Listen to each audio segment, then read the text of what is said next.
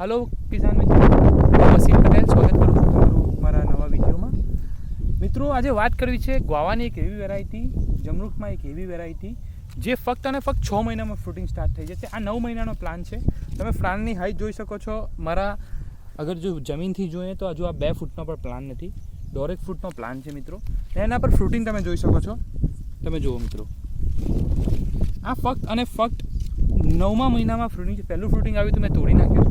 તો બાગાયતમાં તમે શોર્ટ ટર્મમાં કોઈ ફ્રૂટિંગ જોઈતું હોય, હોર્ટિકલ્ચરમાં તમારે શોર્ટ ટર્મમાં એકદમ ઓછા સમયમાં તમારે ફ્રૂટિંગ લેવા માટે આ વેરાયટીનો ટ્રાય કરી શકો છો। વેરાયટીનું નામ છે મિત્રો તાઇવાન પિંક।